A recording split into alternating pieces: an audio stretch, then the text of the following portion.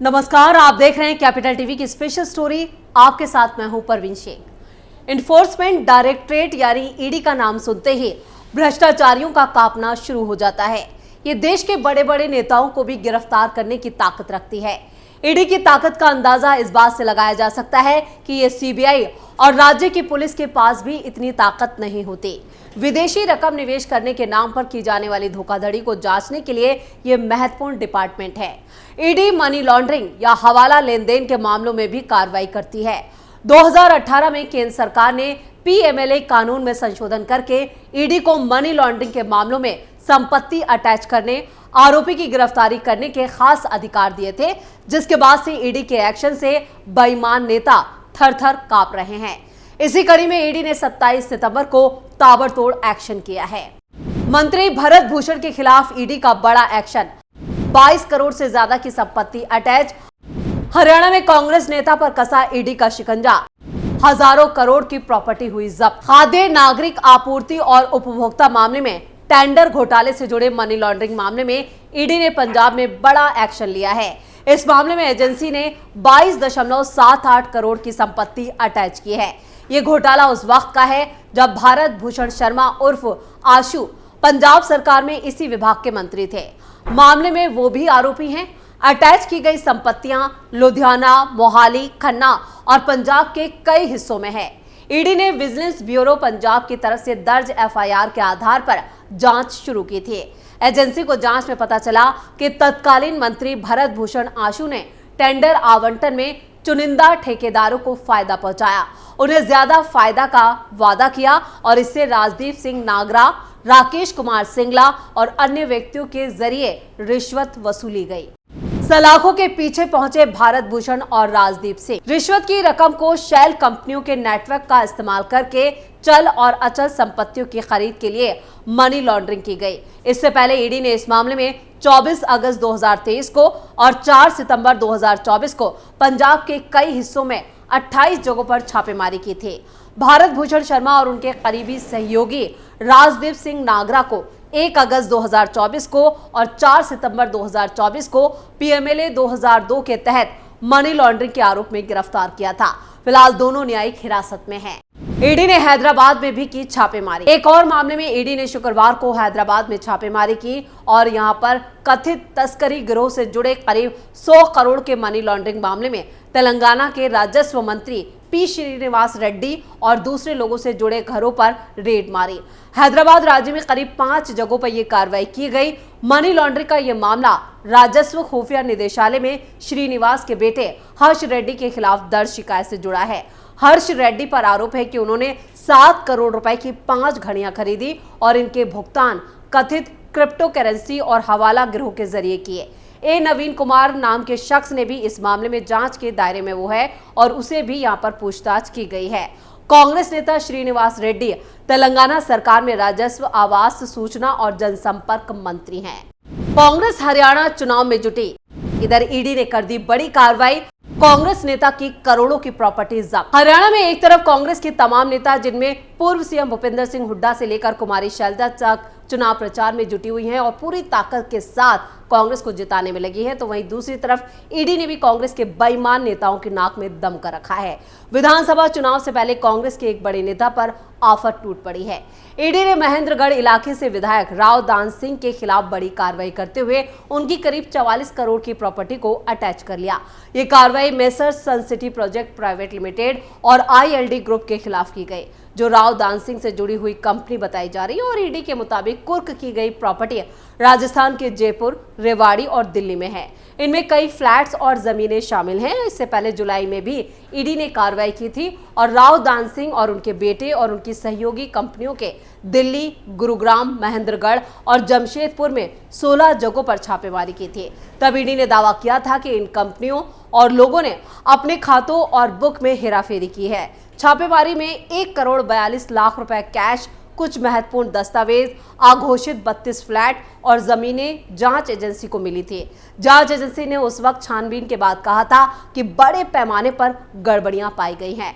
इसके अलावा ईडी ने हरियाणा में ही मेसर सनस्टार्स ओवरसीज कंपनी के खिलाफ भी बड़ा एक्शन लिया। जांच एजेंसी ने 25 लोगों के खिलाफ चार्जशीट दायर की और यह मामला करीब 950 करोड़ से ज्यादा की बैंक लोन फर्जीवाड़े का बताया जा रहा है। इन लोगों ने 9 बैंकों को कई कंपनियां बनाकर चूना लगाया, जिनमें सन स्टार ओवरसीज और उसके एक्स डायरेक्टर रोहित अग्रवाल, मनिक अग्रवाल और सुमित अग्रवाल जैसे नाम शामिल हैं।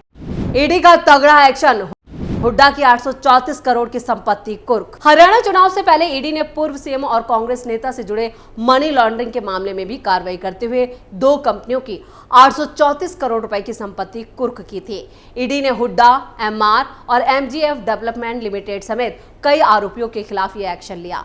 आरोपियों ने गांवों में सस्ते दामों पर जमीन हासिल की थी और ये सभी संपत्तियां गुरुग्राम और दिल्ली के 20 गांवों की है। ईडी अधिकारियों ने बताया कि एमआर इंडिया लिमिटेड की 501.13 करोड़ रुपए की संपत्ति और एमजीएफ डेवलपमेंट की 332.69 करोड़ रुपए कीमत की 401.655 एकड़ में फैली अचल संपत्तियों को कुर्क किया गया। आपको यह भी बता दें कि ये सभी संपत्तियां गुरुग्राम और दिल्ली के 20 गांवों में मौजूद है। इसके साथ ही एमआर इंडिया और एमजीएफ डेवलपमेंट्स दोनों पर गुरुग्राम के सेक्टर 65 और 66 में आवासीय कॉलोनियों के लिए नगर नियोजक से मिले लाइसेंस के मामले में भी जांच की गई। हरियाणा कांग्रेस के पूर्व सीएम से लेकर पार्टी के तमाम नेता ईडी के रडार पर है। सोनीपत से कांग्रेस विधायक और प्रत्याशी सुरेंद्र पनवार घोटालों को लेकर जेल की हवा खा चुके हैं, जो 26 सितंबर को ही यहां पर सुरेंद्र पनवार जेल से बाहर आए हैं और बाहर आते ही उन्होंने बीजेपी पर हमला बोला और कहा कि जो ईडी का एक्शन हो रहा है वो उन्हें जानबूझकर यहाँ पर कांग्रेस नेताओं के खिलाफ किया जा रहा है, यानी एक साजिश के तहत। क्योंकि अक्सर बीजेपी पर यह आरोप लगता है कि कांग्रेस यानी कि विपक्षी नेताओं पर जानबूझकर यहाँ पर ईडी को हथियार बनाकर उन्हें निशाना बनाया जा रहा है। 26 सितंबर को जैसे ही सुरेंद्र पनवार को जमानत मिली वैसे ही उन्होंने बीजेपी पर निशाना साधा। हरियाणा में चुनाव है, लेकिन कांग्रेस की राह में उनके नेताओं के किए गए जमीन घोटाले बड़ा रोड़ा बने हुए हैं। हरियाणा में भूपेंद्र सिंह हुड्डा के नेतृत्व वाली कांग्रेस सरकार के दौरान कई ऐसे घोटाले सामने आए जिनमें गरीबों और कमजोर वर्गों के हितों की अनदेखी करते हुए ताकतवर लोगों को फायदा पहुंचाने के आरोप लगे। यानी सीधे तौर पर हुड्डा की तरफ से गरीबों और कमजोरों का शोषण किया गया और ताकतवर लोगों को औने पौने दामों में ये जमीनें दी गईं। इस शासनकाल में कई जमीन घोटाले यानी जमीन अधिग्रहण और संसाधन वितरण में कई गड़बड़ियों की खबरें सामने आई थी, जो पूरी प्रक्रिया की पारदर्शिता पर गंभीर सवाल खड़े करती है।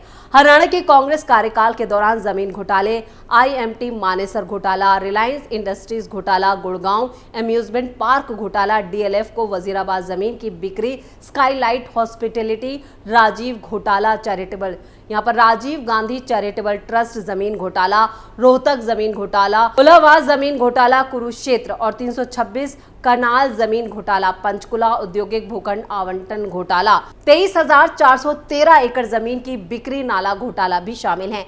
ये वो घोटाले हैं जो कांग्रेस के टाइम पर हुए थे और कांग्रेस के शासनकाल के दौरान यहां पर गरीबों की जमीन पर जबरदस्ती कब्जा किया गया था। नहीं चलो, कांग्रेस सरकार के दौरान एक पैटर्न देखने को मिला जिसमें कमजोर वर्गों और गरीब किसानों की जमीनें छीनकर प्रभावशाली लोगों और बड़े निगमों को फायदा पहुंचाया गया। उदाहरण के तौर पर मानेसर के आईएमटी घोटाले में 912 एकड़ जमीन को संदिग्ध तरीके से अधिग्रहित किया गया और यह मामला इस बात का उदाहरण कि किस तरह से पारदर्शिता की अनदेखी कर लोगों की संपत्तियों को हथियाया गया। अनुसूचित जाति के लिए आवासीय भूखंड आवंटन घोटाला, अनुसूचित जाति के लिए निर्धारित आवासीय भूखंडों में भी धांधली का मामला सामने आया, जहां एक ही परिवार के 129 सदस्यों को गलत तरीके से आवंटन किया गया। ये घोटाला संसाधनों के गलत इस्तेमाल और सत्ता के प्रभाव का एक और उदाहरण है, जहां सरकार द्वारा कमजोर वर्गों के अधिकारों का हनन किया गया।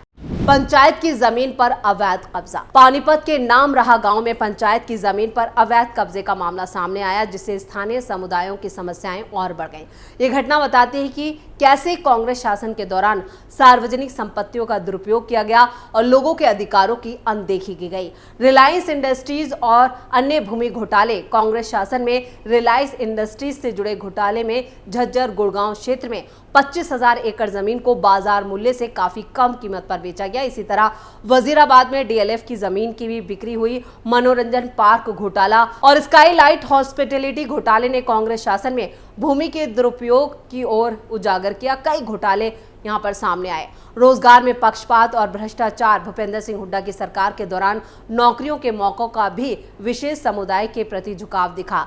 खर्ची पर्ची जैसी प्रणाली के तहत ऊंची बोली लगाने वालों को नौकरी मिलती थी और इसमें मुख्य रूप से पसंदीदा समुदाय को फायदा पहुंचाया गया। इस प्रकार की व्यवस्था ने अन्य समुदाय के लोगों को रोजगार से वंचित कर दिया था, जिससे उनके बीच असमानता और निराशा की भावना बढ़ी। कानून और न्याय की अनदेखी हुड्डा शासन के दौरान खूब देखने को मिली। इस दौरान एक समुदाय को विशेष अधिकार दिए गए, जिनमें जाट समुदाय को हर तरह से फायदा पहुंचाया गया, जिससे उनके खिलाफ किसी भी कानूनी कार्रवाई की संभावना भी कम हो गई। यह स्थिति अन्य समुदायों के लिए डर और असुरक्षा की भावना को बढ़ाती गई। इस दौरान कई लोग न्याय पाने में असमर्थ रहे और उनकी सुरक्षा पर भी गंभीर सवाल खड़े हुए। यानी एक एक करके अगर घोटाले गिनने शुरू कर दें तो काफी वक्त लग जाएगा, जो यहां पर हुड्डा सरकार के दौरान देखने को मिला था।